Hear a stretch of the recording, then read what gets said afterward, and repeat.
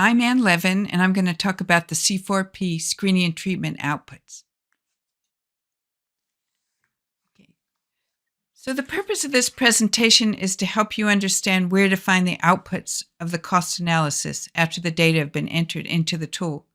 So we're going to discuss the findings in the dashboards, where the summary findings are presented, and then we'll also present or discuss the findings in the output worksheet, which are more disaggregated. So there's two places to find outputs in the costing tool. First, the dashboards, and second, in the output section.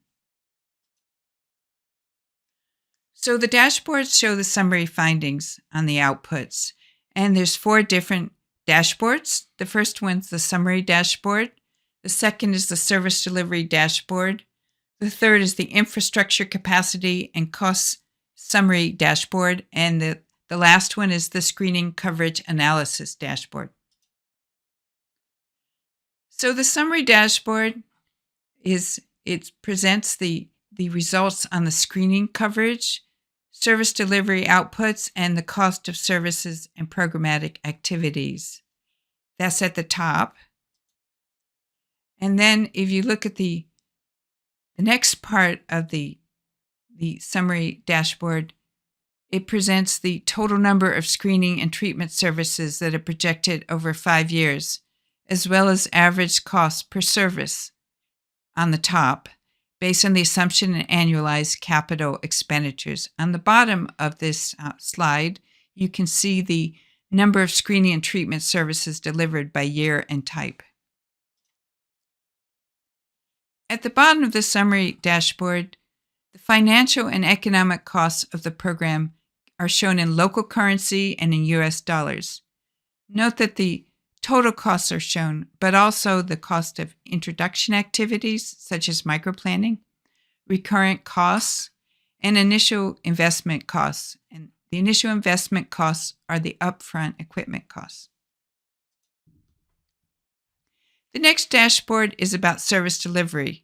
This dashboard has graphs and tables on the projected number of screening, diagnostic procedures, and treatments and costs.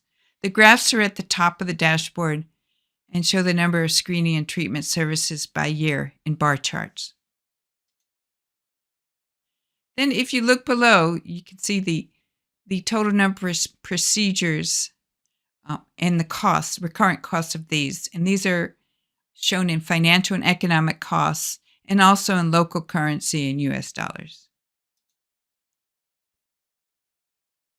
And then the next part of the service delivery dashboard shows the number of procedures delivered by year.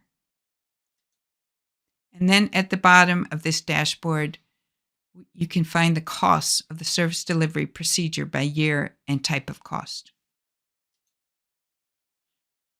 The next dashboard is the infrastructure dashboard, and this shows graphs and tables on facilities providing services, service delivery capacity available, medical procedure equipment sets in service, as well as their costs. It also has equipment maintenance costs. The coverage dashboard shows the screening coverage by year based on the assumptions, as well as the population that will be screened by year and age group and HIV positivity. So then we can go to the output section, and if you see this is, you can find the tab on the top. It's after dashboards and inputs. And this section has 9 output worksheets: target population, initial screening, follow-up screening, pre-cancer procedures, cancer procedures, infrastructure equipment set costs, program support outputs and costs, and service delivery outputs and costs. So here I'm showing one example of an output worksheet, and this one is the program support activities. So it'll show the costs of microplanning and as well as other program support activities.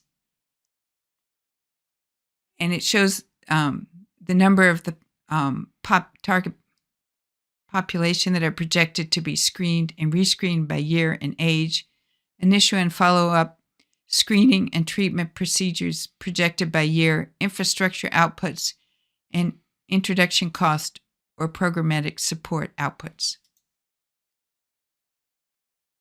Okay, so in conclusion, we have both summary and disaggregated outputs in the C4P.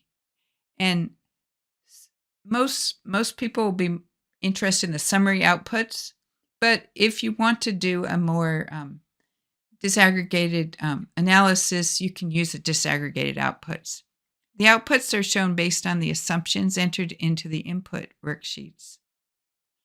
And then the data on outputs will provide users information on the number of services to be provided, the unit costs, and total costs. And as I showed you, all the costs are in financial and economic costs, and also in local currency and in US dollars.